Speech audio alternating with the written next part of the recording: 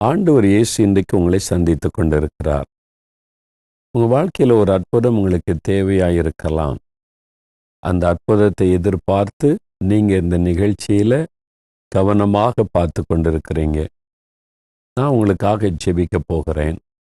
ஆண்டவர் உங்களை சுகமாக்கும்படி, விடுதலை கொடுக்கும்படி, உடைய தேவையை சந்திக்கும்படி, உங்களுக்கு ஒரு அற்புதம் நடக்கும்படி நான் ஜெபிக்க போகிறேன். இயேசு அற்புதம் செய்ய ஆயத்தமாயிருக்கிறார். ஆனால் ஆண்டவர் நம்முடைய வாழ்க்கையில் அற்புதம் செய்ய வேண்டுமானால் அவருடைய வார்த்தைக்கு நம்ம செவி கொடுக்க வேண்டும். அவர் சொல்லியிருக்கிற வார்த்தைகள் இந்த வேத புஸ்தகத்தில் எழுதப்பட்டிருக்கிறது. அதாவது நாம் எப்படி வாழணும், எப்படி நடந்து கொள்ளணும், அதெல்லாம் ஆண்டவர் எழுதி கொடுத்திருக்கிறார். அவருடைய கற்பனைகள் நமக்கு பாரமானவைகள் அல்ல என்று வேதத்தில் சொல்லப்படுகிறார். முடியாதவன் ஆண்டவர் செய்ய சொல்லுவாரா? செய்ய சொல்ல மாட்டார். நமக்கு எது முடியுமோ அதைத்தான் ஆண்டவர் செய்ய சொல்லுவார். அதைத்தான் ஆண்டவர் கட்டளையாய் கொடுத்திருக்கிறார். ஆண்டவர் என்ன சொல்லியிருக்கிறாரு? ஒரு வசனத்தை நான் வாசிக்கிறேன். யோவான் 13ஆம் அதிகாரம் 34வது வசனம். இயேசு அதில் ஒரு அற்புதமான காரியத்தை சொல்றார் பாருங்க. நீங்கள் ஒருவரில் ஒருவர் அன்பாயிருங்கள். நான் உங்களில் அன்பாயிருந்தது போல நீங்களும் ஒருவரில் ஒருவர் அன்பாயிருங்கள் என்கிற புதிதான கட்டளையை உங்களுக்கு கொடுக்கிறேன்.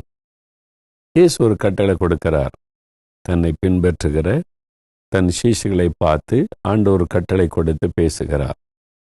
ஒருவரில் ஒருவர் அன்பாயிருங்க. அது எப்படிப்பட்ட அன்பா இருக்கணுமா? நான் உங்களிடத்தில் அன்பாய் இருக்கிறதைப் போல நீங்களும் ஒருவரில் ஒருவர் அன்பாயிருங்கள்.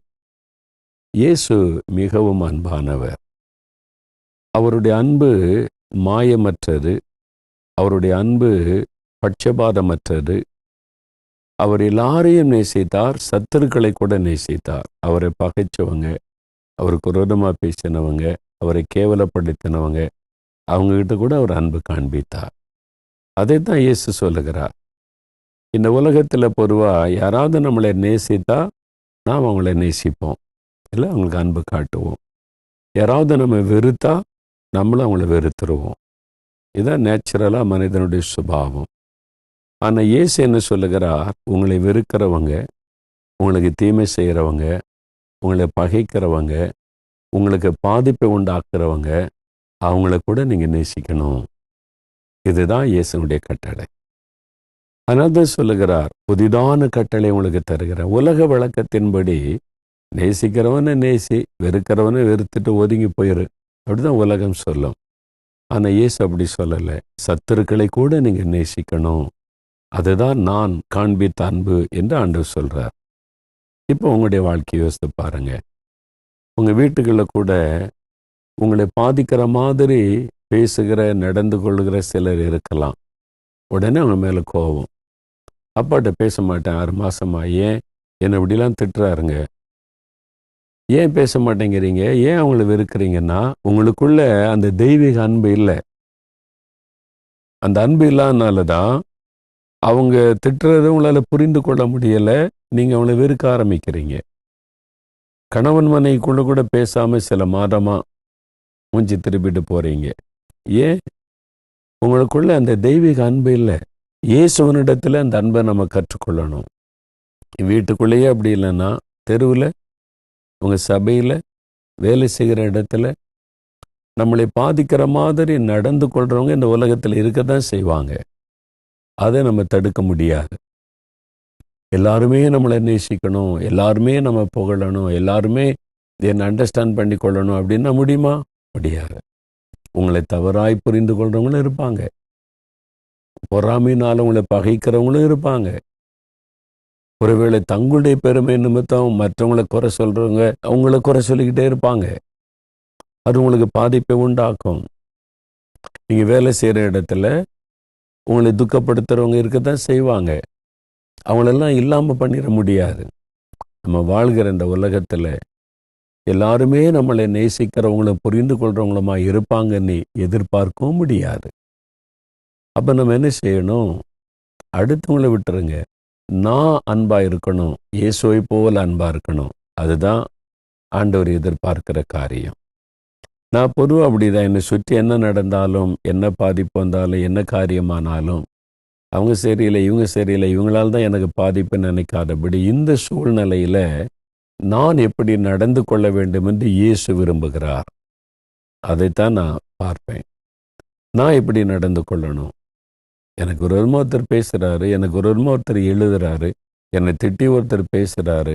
நான் எப்படி நடந்து கொள்ளணும்? இயேசு என்ன விரும்புகிறார்? ஆண்டவர் என்ன விரும்புவாரு? நீ அவனை நேசி, அவன் திட்டனா அவனை ஆசீர்வதி, அவன் உன்னை பகைச்சா பகைச்சிட்டு போறான், நீ அவன் மேல அன்பு காட்டு. இதுதான் இயேசு கற்றுக் கொடுத்த அன்பு. அதுதான் இயேசு சொல்லுகிறார்.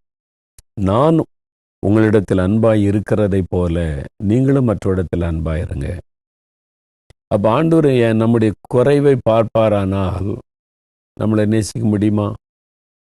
நம்மகிட்ட குறை இருக்குன்னு தெரிஞ்சாலும் அவருடைய அன்பின் நிமித்தம் அதெல்லாம் அவர் மறந்துட்டு நமக்கு அன்பு காட்டுகிறார். அப்போ மற்றவங்ககிட்ட குறை இருக்கும். மனுஷனாலே குறை உள்ளவன் தானே.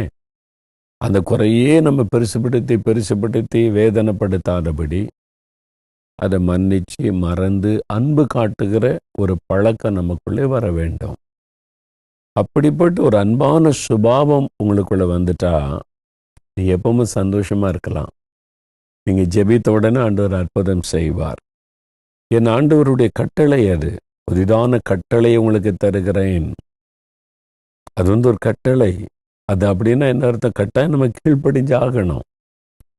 அதனால என்னால் அன்பு காட்ட முடியாது, சத்துக்களெல்லாம் சிநேகிக்க முடியாது அப்படின்னு சொன்னா கட்டளையை நம்ம மீறுகிறோம். அது பாவம். அந்த உணர்வு நமக்குள்ள இருக்கணும். நான் மற்றவங்களை நேசிக்கலைன்னா நான் பாவம் செய்கிறவனாக இருக்கிறேன். என்னை பகைக்கிறாங்க, விரோதிக்கிறாங்க, கேவலமா பேசுறாங்க, அவங்களை என்னால் நேசிக்க முடியலன்னா நான் இன்னும் என்னுடைய அன்பில் பூரணப்படலைன்னு அர்த்தம். தீமை செய்கிறவங்களுக்கு கூட நன்மை செய்யுங்கள் தான் இயேசு கற்றுக் கொடுத்தார். அதனால தீமை செய்கிறவங்களுக்கே நன்மை செய்ய சொல்றாரு. உங்க மனைவி, உங்க கணவர், உங்க பிள்ளைகள், உங்க பெற்றோர், உங்க மாமியார், உங்களுடைய மருமகள் ஏன் நேசிக்கக்கூடாது? நம்மகிட்ட எவ்வளோ குறை இருந்தாலும் இயேசு நம்மளை நேசிக்கிறாரே, ஏன் உங்கள்கிட்ட அன்பு காட்டக்கூடாது? அதான் ஆண்டவர் கேட்கிறார். அன்பாயிருங்கள். ஜெபிக்கலாமா? இந்த அன்பை தான் சிலுவையில் இயேசு வெளிப்படுத்தினார். ரத்தம் சிந்தி மரித்து கொண்டிருக்கும் போதும், பிதாவே இவர்களுக்கு மன்னியும். அந்த அன்பு நம் மூலமாய் வெளிப்பட ஆண்டவர் அந்த அன்பை எனக்கு தாரும், அந்த அன்பினால் என் உள்ளத்தை நிரப்பும்னு கேளுங்க. அதன் பிறகு உங்களுடைய தேவைக்காக, அற்புதத்துக்காக ஜெபிங்க. இன்னைக்கு அற்புதம் நடக்கும். வியாதிஸ்தருக்காக ஜெபிக்க போறேன். வியாதியுள்ள இடத்துல கை வைங்க. எந்தெந்த இடத்துல வலி இருக்குது, வேதனை இருக்குது, எந்த இடத்தை ஆண்டவர் தொட்டு சுகமாக்கன்னு விரும்புறீங்க, அங்கே கரம் வைத்து கொள்ளுங்க. அல்லது உங்களுடைய இருதயத்தில் கை வைத்து கொண்டு கண்களை மூடி விசுவாசத்தோடு என் கூட சேர்ந்து ஜெபிங்க. வியாதிப்பட்ட யாராவது இருந்தால் மேலே கை வைத்து கொள்ளுங்க. இல்லை வேற அற்புதம் தேவைன்னா இருதயத்தில் கை வைத்து, கடன் பிரச்சனை, திருமண காரியம், குழந்தை செல்வம், எந்த ஆசீர்வாதம் வேணும் என் கூட சேர்ந்து ஜெபிங்க. இயேசு இன்றைக்கு உங்களுக்கு அற்புதம் செய்திருவார். இப்போ நடக்கும். இன்றிலிருந்து மாற்றத்தை பார்ப்பீங்க. ஜெபிக்கலாமா? தகப்பனே, அருமையான இந்த பிள்ளைகளோடு இணைந்து நான் ஜெபிக்கிறேன். உம்முடைய அன்பு எனக்கு வேணப்பா.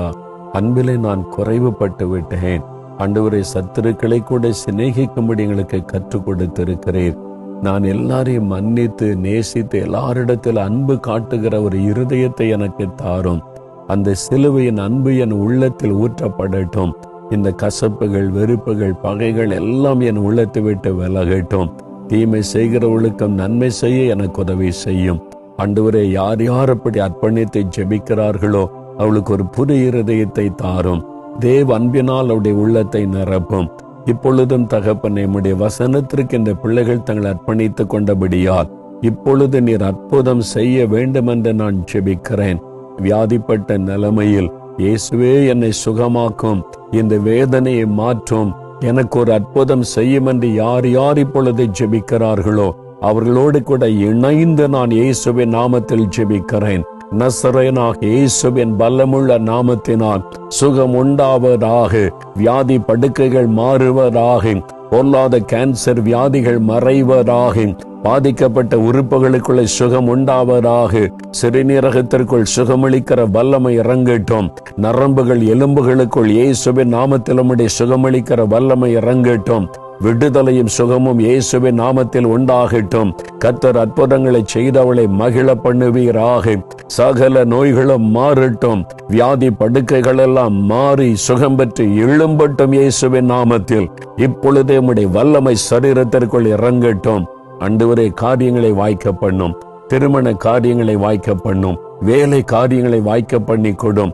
பிசினஸ் காரியங்களை வாய்க்க பண்ணும். வீடு கட்டுகிற காரியத்தை வாய்க்க பண்ணி ஆசீர்வதியும். கற்பத்தின் கனியை அருளி ஆசீர்வதித்து அவருடைய நிந்தையை கர்த்தர் மாற்றுவீராக. இயேசுவின் நாமத்தில் ஒவ்வொருவருக்கு அற்புதம் நடக்கட்டும். இயேசுவின் நாமத்தில் ஜெபிக்கிறோம் பிதாவே. ஆமேன், ஆமேன். பிரியமானவர்களே, ஆண்டவர் ஜெபத்தை கேட்டார், அற்புதம் செய்து விட்டார். விசுவாசத்தோட உங்களுடைய அற்புதத்தை எதிர்பாருங்க. கட்டாயம் ஒரு அற்புதத்தை காண்பீங்க. ஆண்டவர் செய்த அற்புதத்திற்காக ஆண்டவருக்கு நன்றி சொல்லுங்க. எனக்கும் நீங்க தெரியப்படுத்தினா நானும் ஆண்டவரை உங்களுக்காக துதிப்பேன். ஆண்டவருடைய நாமம் மகிமைப்படும். ஆமேன்.